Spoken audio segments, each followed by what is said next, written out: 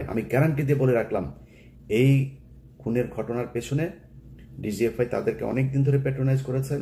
এখন যদি হিসাব করা যায়, যদিও বিএনপি খুব কষ্ট পায় যে চাঁদাবাজ বললে আবার তারা খুব কষ্ট পায়, তো মূলত বিএনপি এই মুহূর্তে একটা রেকগনাইজড একটা চাঁদাবাজ পার্টি হিসেবেই সারা দেশের মানুষের কাছে আবির্ভূত হয়েছেন। এটা অস্বীকার করার কোনো কারণ নেই। যদি অস্বীকার করে পিনাকি আর ইলিয়াসকে, কনক সরকারকে গালাগালি করেন, আপনার ড্যামেজ হবে। যে এইভাবে হইতে থাকবে ড্যামেজ। যা আলোচনা হচ্ছে সেটা আমলে নেন। শেখ হাসিনার মতো যদি নাকি ঘাট তারামো করে তারপরে কথাবার্তা বলেন, তাহলে আপনাদের পোষ্য কিছু এখন নতুন সাংবাদিক, ইউটিউবার, টিকটকার কিছু বের হয়েছে, আপনাদেরকে এখন ভীষণ রকমের ওন করে বিএনপিকে। তাই মনে হয় বিএনপিকে গেল 15 বছর ধরে আজকের এই জায়গায় ক্ষমতায় আনার জন্য সবকিছু করেছে, তারা বাঁচাইতে পারবে না। চাঁদাবাজি হচ্ছে, সারা দেশে হচ্ছে। লক্ষ লক্ষ, কয়েক লক্ষ মানুষ বাংলাদেশে এই মুহূর্তে চাঁদা দেয়। যে মানুষগুলো চাঁদা দেন, আমার এই ভিডিওটা যারা দেখবেন, আপনাদের কাছে একটা কোশ্চেন করি। আচ্ছা বলেন তো, বিএনপির একজন কর্মী, একজন নেতা আপনার দোকানে গেল, যাওয়ার পরে আপনাকে বলে এই বেটা চাঁদা দে, এতদিন আওয়ামী লীগকে দিয়েছিস, এখন আমাকে দে। চাঁদা দিচ্ছে না, আপনারা ধরে নিয়ে আসলো, দোকানের সামনে নিয়ে গেল, নিয়ে যে আপনাকে কিছুক্ষণ পেটালো, পিটায় তারপরে আপনারা অর্ধমৃত অবস্থায় রাস্তায় পড়ে আছেন, সেখানে আবার পাথর দিয়ে আপনার বুকের মধ্যে জোরে জোরে মারছে। আপনার মৃত্যু পর্যন্ত এইভাবে পাথর দিয়ে মারতে থাকলো। একটু চিন্তা করেন তো, এটা কি কোথাও কি ঘটেছে এরকম ঘটনা? এটা কি সম্ভব? আপনি একটু চোখ বন্ধ করে কল্পনা করেন, আপনার দোকান থেকে ওই বিএনপির যেই নেতা, এলাকার যুব দলের, ছাত্র দলের সভাপতি, সেক্রেটারি বা তার লোক যারা এসে চাঁদা নেয়, চিন্তা করেন একটু চোখ বন্ধ করে যে সেই লোকটা আসলো আমার এরকম। এটা কি সম্ভব? কখনো প্রশ্নই আসে না। চাঁদাবাজি নিয়েও, চাঁদা না দেওয়ার কারণেও এই দেশে মানুষ খুন হয়েছে, এরকম ঘটে। তো একটা জিনিস বলেন তো, একটা মানুষকে যেইভাবে সে মারলো, এটা কি সম্ভব কোনোভাবে? এটা কিভাবে মারলো? আপনাদের মনে আছে 5 তারিখের আগে ওই যে শমী কায়সারের যে 5 নম্বর স্বামীটা আছে আপনার, মোহাম্মদ আলী আরাফাত, সে একটা কথা বলেছিল যে স্টুডেন্টদেরকে নাকি ড্রাগ করা হয়েছে। ড্রাগ, এটা কিন্তু কথাটা মিথ্যা বলেছে, কিন্তু এটা কিন্তু একটা ভীষণ রকমের ঘটে এই ঘটনা। করে কি করে এখন এই বিষয়গুলোতে যেটা হয়, কোনো না কোনো একটা পক্ষ তাদেরকে ড্রাগ করেছে। এই পরিকল্পনা, আমি যেটা মনে করি, বিচার বিভাগ তদন্ত কমিশন যদি গঠন করা হয়, নিরপেক্ষ যদি তদন্ত হয়, এখন তো জাজদেরকেও ক্যান্টনমেন্ট থেকে ফোন দিয়ে থ্রেট করা, জামিন বাতিল করা হয়, স্টে অর্ডার দেওয়া হয়। যদি নিরপেক্ষ আসলেই করতে দেওয়া হয় এবং ইউনূস সরকার যদি এটা নিশ্চিত করতে পারে, আমি গ্যারান্টি দিয়ে বলে রাখলাম, এই খুনের ঘটনার পেছনে ডিজিএফআই তাদেরকে অনেক দিন ধরে প্যাট্রোনাইজ করেছেন। তাকে যারা এই ঘটনার সাথে ছিল তাদের জিজ্ঞাসাবাদ করেন, এদেরকে সে হয়তো জানে না যে এটা যে আর্মির লোক বা ডিজিএফআই লোক। সে শুধু জানে কোনো একজন মানুষ তাকে এটার ব্যাপারে পরামর্শ দিয়েছে এবং এমন কোনো মেডিসিন তাকে দেওয়া হয়েছিল যে মেডিসিন খেয়ে তারপরে সে ওখানে গিয়েছিল। এই ছাড়া কোনোদিন এই ধরনের ঘটনা ঘটানো কোনোভাবেই সম্ভব না। আজকে পাথর চাপা দিয়ে চাঁদা না দেওয়ার জন্য মেরে ফেলা আর সেই দিনের ঘটনা, এই দুইটা ঘটনা একই সুতোয় গাঁথা। এই ফকিন্নির বাচ্চাদের ডিশের ব্যবসা, ময়লার ব্যবসা, তারপরে এই ভাঙড়ি টাঙ্গি দোকানপাট, তারপরে ফুটপাতের, এগুলো কার পক্ষে থাকবে, কে কোন এলাকার নিয়ন্ত্রণে থাকবে, এটা নিয়ে ফকিন্নির বাচ্চাদের যুদ্ধ হয়, কামড়াকামড়ি হয়। এই কুকুরের ছানাদের যে কামড়াকামড়ি, সেই কামড়াকামড়ির একটা ফসল হচ্ছে এইটা। এই জায়গায় দোকান দেওয়া নিয়ে এই দুই গ্রুপের মধ্যে, যে আমার এলাকায়, এই এলাকায় তুই ভাঙড়ি নিয়ে নিতে পারবি না, তুই এলাকায় করতে পারবি না, তুই অন্য এলাকায় যা, সেটা নিয়ে গ্যাঞ্জামের সূত্র ধরেই এই মারামারি হয়েছে এবং এই দ্বন্দ্ব চলছে আজকে কয়েক মাস ধরে। এটা গত 2 দিন আগের ঘটনা, কিন্তু হুট করে চাঁদা আনতে গিয়েছে আর দেয় নাই, বাইরে এনে তারপরে পেটালো, এরকম না বিষয়টা। এই ঘটনা নিয়ে দুই গ্রুপের দ্বন্দ্বে এক গ্রুপ আরেক গ্রুপকে হত্যা করলো।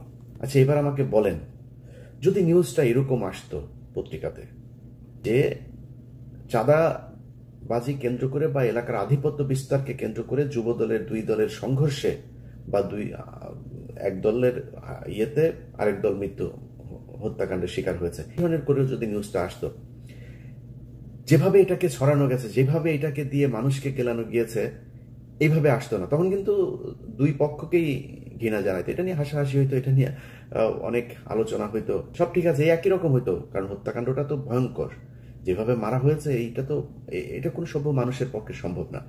এবার একটা পয়েন্টে আসেন।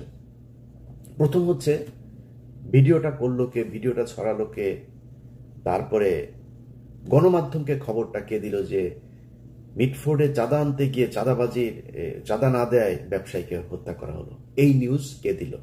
আমি আপনাকে গ্যারান্টি দিলাম, এটা নিয়ে বিচার বিভাগীয় তদন্ত করেন এবং ঢাকা বিশ্ববিদ্যালয়ে যে ছেলেটা মারা গিয়েছিল, এই দুইটা নিয়ে বিচার বিভাগীয় তদন্ত করেন, কমিটি গঠন করেন, আমি গ্যারান্টি দিলাম দুইটাতে ওয়াকার হবে প্রথম আসামি, কারণ এই দুই ঘটনার সাথেই গোয়েন্দা সংস্থা জড়িত।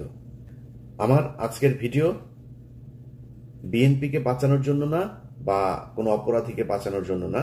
আমি আগেই বলে নিয়েছি যে বিএনপি ব্যাপক চাঁদাবাজি করছে সারা দেশে, কিন্তু একটা জিনিস বিএনপিকে বুঝাইতে পারি নাই যে 5 তারিখের পর থেকে আমরা কিছু যুদ্ধ করছিলাম, সেই যুদ্ধ এখনো চলছে। আমি কিছুটা ঠান্ডা, অনেক স্বার্থপর হয়ে গিয়েছে, আত্মকেন্দ্রিক হয়েছে, নিজে একটু শান্তিতে থাকতে চাই। ভাই যার যেমনি মনে চায় লুটে পুটে খা, জনগণ শাস্তি দিয়ে দিবে। আমরা 5 তারিখ থেকে যে বিষয়টা বলছিলাম কয়েকটা জায়গা। 1 নম্বর হচ্ছে বিডিআর পিলখানা হত্যাকাণ্ড। আপনি যদি পিলখানা হত্যাকাণ্ডের বিচার করতে পারতেন, তাহলে ভারতের যেসব সেনা কর্মকর্তারা আছে এখনো বাংলাদেশে, এই মুজিব, হামিদ, ওয়াকার থেকে শুরু করে যারা যারা এই গেল 15 বছর ক্যান্টনমেন্টের ভেতরে আয়নাঘর বানিয়েছিল, দেশপ্রেমিক সেনাবাহিনীর অফিসারদের চাকরিচ্যুত করেছিল, তাদের গুম করেছিল, জেলে পাঠিয়েছে, জঙ্গি নাটক সাজিয়েছে, তাদের সবার বিচার করা যেত। আপনারা সেখানে যান নাই। আমরা বলেছি গণমাধ্যম থেকে আওয়ামী দালালদেরকে সরাইতে। আনিস আলমগীরের মতো দালাল, সে এখন পর্যন্ত বাংলাদেশে কলাম লেখে, বাংলাদেশে সে জীবিত আছে, এটা আমাকে প্রচন্ড রকমের আশ্চর্য করে। সেখানে AKM ওয়াহিদুজ্জামান নামে এক বাটপার আছে, বিএনপির বাটপার। এই বিএনপির বাটপার গিয়ে সেখানে তাকে বসাইলো, বিএনপি বসিয়েছে তাকে সেখানে। বসানোর পরে সে আরটিভির 5% শেয়ার নিয়ে আওয়ামী লীগের লোকজন যারা আছে তাদের কাছ থেকেও কিছু টাকা পয়সা নিয়ে এখন আমেরিকায় বসে আছে। সে আরটিভি চালায়, আমেরিকায় বসে বসে আরটিভি চালায়। আরে ভাই, আমি দেশের কোনো দায়িত্ব নিলে আমি দেশে যাব? আমি তো দেশের দায়িত্ব নেই। সব আওয়ামী লীগের লোকজন রে ওইখানে বসে আরটিভি চালাচ্ছে। একইভাবে বসুন্ধরার দায়িত্ব নিয়েছে কাদের গনি, তার কাছ থেকে বহুদিন ধরে বলছে এই অফিস এদেরকে আপনি সরান। আমরা সরাসরি এসব নিয়ে সোশ্যাল মিডিয়াতে বলেছি, কাউকে সরানো হয়নি। নাজরিন মুন্নি এখন পর্যন্ত টক শো করে। ডিবিসির আরেকটা আছে, ওই যে যেটা কিনা মজুমদার, জুয়েল, ইকবাল সুবানদের খাট গরম করে মহিলাটা, সুন্দরী আপা, ডিবিসির কি ওই টক শোটা করে, একটারও সরানো হয় নাই। 71 টেলিভিশনের মঈন মিজান থেকে শুরু করে বেশ কয়েকজন আছে, তারা এখনো পর্যন্ত ওই যে মোজাম্মেল বাবু, শাকিলা, কি ফারজানা রূপা, শাকিল আহমেদ, এদের জেলখানার সব সুযোগ সুবিধা সব এরা নিশ্চিত করে। কোনো জায়গা থেকেই তাদের সরানো, ইভেন ভাই শুধু এই 2 জায়গা না, এর বাইরেও বহু জায়গা আছে, কোনো জায়গায় কোনো ধরনের হাত দেওয়া হয়নি। ভাই পাগল বানায় ফেলবে বিএনপির নেতা নেত্রী যা যা আছেন, সব ন্যাংটা হয়ে কাপড় টাপড় খুলে তারপরে রাস্তায় দৌড়াবেন।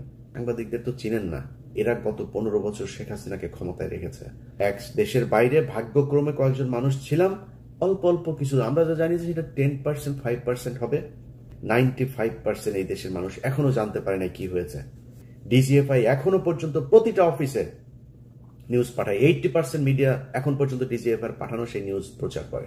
আমাদের ফেসবুক পোস্ট, এই যে কয়দিন আগে এক মেজর নুরুল হক নামে এক বদমাইশ আছে, মানে তার ব্যাচমেট থেকে শুরু করে কাজের বুয়া পর্যন্ত তার কাছে প্রেগনেন্ট হয়েছে। সেই মেজর নুরুল হক আমার পোস্ট 5 তারিখের পরের বাংলাদেশে বিটিআরসি কে দিয়া সরায় দেয়। এটা সেই বাংলাদেশ। আমাদেরকে আপনাদের শত্রু মনে হয়? আমাদের গায়ে যখন আঘাত লাগে তখন নিজের গায়ে আঘাত মনে হয় না? এটার প্রতিটা জিনিস হারে হারে টের পাবেন। নিজের গায়ের রক্ত চামড়া কেটে যদি নাকি আমাদের গায়ে লাগাই দেন না, ঋণ পরিশোধ করতে পারবেন। আপনাদের কাছে কিছু চাই নেই তো, দেশ ভালো চলুক সেটা চেয়েছি, আপনারা সেটা চান নাই। টাকা পয়সা পেয়েছেন, নগদ ক্যাশ পেয়েছেন, ভুলে গিয়েছেন। আওয়ামী লীগের লোকজনকে প্যাট্রোনাইজ করা শুরু করেছেন। সব জায়গাতে আপনারা তাদেরকে বসিয়ে রেখেছেন এখন পর্যন্ত। প্রতিটা জায়গায়, এমন কোন জায়গা নেই যেখানে আপনি তাদেরকে, একটা সচিবালয় থেকে শুরু করে একদম ইউনিয়ন পরিষদ পর্যন্ত সব তারা বসে আছে। এখন তাদের কাছে আপনি যাবেন, তারা বলবে যে বিএনপির 2 গ্রুপের দ্বন্দ্বের জেরে যুবক খুন, এটা বলবে তারা বলবে না। ডিজিএফআই শিখিয়ে দিয়েছে, শুরু হবে এই ভিডিওটা প্রচার করার সাথে সাথে নিউজ হবে যে চাঁদা আনতে গিয়ে তারপরে একজনকে চাঁদা না দেওয়ার অপরাধে তাকে বুকে পাথর দিয়ে চাপা দিয়ে মেরে ফেললো। এগুলো গত 15 বছর কারা করেছে হিসাব করে দেখেন। একটা ঘটনাকে চাপা দেওয়ার পরপর সাথে সাথে আরেকটা ঘটনা এসছে। এই ঘটনা এমন একদিন এসছে যার 2 দিন আগে শেখ হাসিনার বিরুদ্ধে যে খুনের অভিযোগ সেটা সন্দেহাতীত ভাবে প্রমাণিত হয়েছে। সেই ঘটনার পরপর চলে এসে দেশে এখন আর ওই ঘটনা নিয়ে কোনো আলোচনা নেই, সব আলোচনা এখানে। এটা কারা করেছে এবার নিজেদেরকে কোশ্চেন করেন, সব উত্তর পেয়ে যাবেন। সেই 5 তারিখ থেকে আজ পর্যন্ত সেই একই জায়গায় আছে, একই কথা বলছে এখনো, যে ক্যান্টনমেন্টকে ভারতের দালাল মুক্ত করতে হবে, গণমাধ্যমকে ভারতের দালাল মুক্ত করতে হবে। কিন্তু আমি ওইটার জন্য বলছি না যে বিএনপি চাঁদাবাজি, আগেই বলে নিয়েছে বিএনপি ব্যাপক চাঁদাবাজি করছে, সারা দেশে চাঁদাবাজি করছে। কিন্তু আমরা তো ছাত্রদেরকেও দেখলাম, আমি বোধহয় সবচাইতে বেশি ছাত্রদের পক্ষে এখনো কথা বলি, সারা জীবন বলবো, চাঁদাবাজি করে নাই। ছাত্রদের নাম দিয়ে যায় তারপরে বিভিন্ন জায়গায় গিয়ে চাঁদাবাজি করেছে, সমন্বয়করা এখনো ধরা পড়ছে বিভিন্ন জায়গায়, হচ্ছে এগুলি সব ঠিক আছে।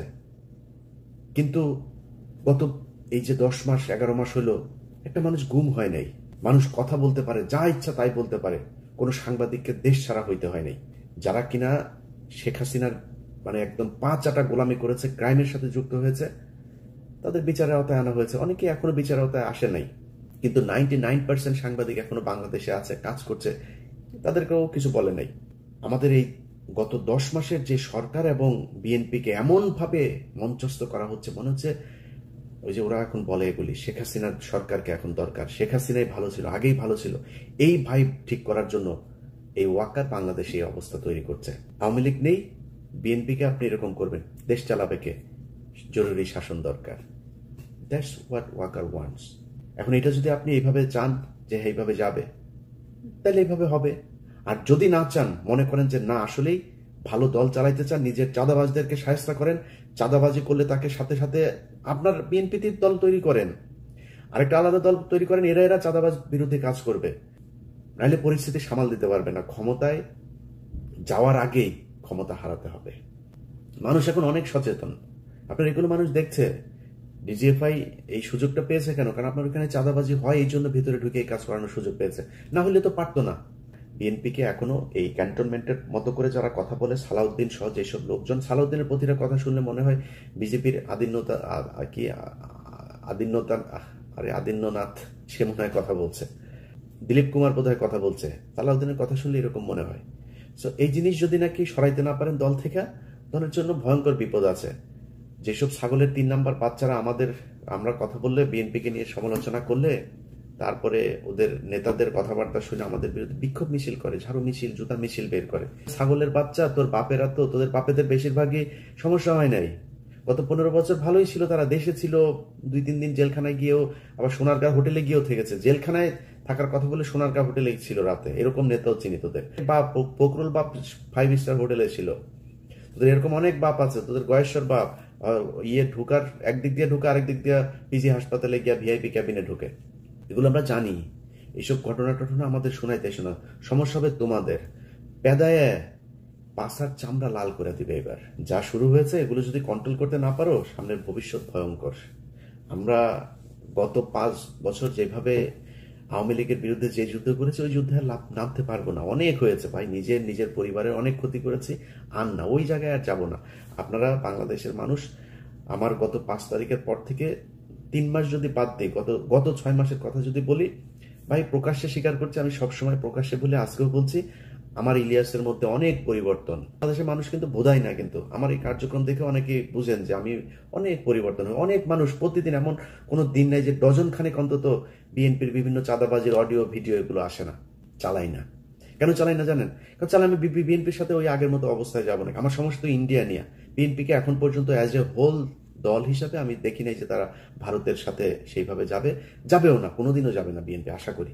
কেন তাদের সাথে ই করবো? সব বিষয় নিয়ে তো ভাই এত মানে দেশপ্রেমিক একা ফাটাকেষ্ট হয়ে দেশকে চেঞ্জ করে ফেলতে পারবো না। যে কারণে অনেক কিছুতে এখন কম্প্রোমাইজ করি, কথাবার্তাও খুব হিসাব করে বলি, অনেক কিছু দেখেও না দেখার ভান করি। এটার জন্য আপনাদের কাছে ভাই ক্ষমা চাই নিচ্ছি।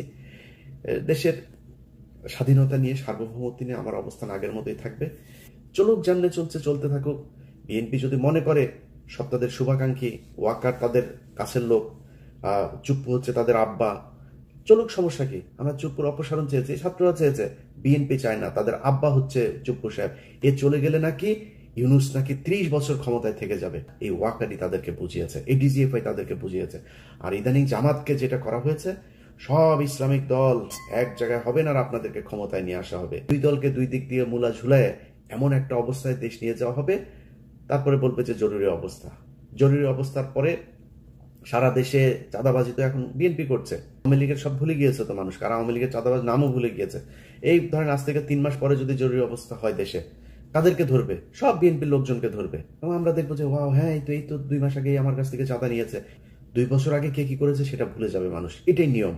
2001 থেকে 5 পর্যন্ত এই দেশে লুটপাট হয়নি, মানুষ গত 15 বছর সেটা বলেছে নাকি? 15 বছর আওয়ামী লীগের কথা বলেছে, এখন আবার নতুন করে বিএনপির কথা বলবে। এটাই ওয়াকার চায়, এইভাবেই ওয়াকার তার গোয়েন্দা সংস্থাকে সাজিয়েছে এবং ডিজিএফআই এর প্রতিটা অন্তত 90% সবকটা হচ্ছে গিয়া এই মিশনে জড়িত। আল্লাহ হাফেজ।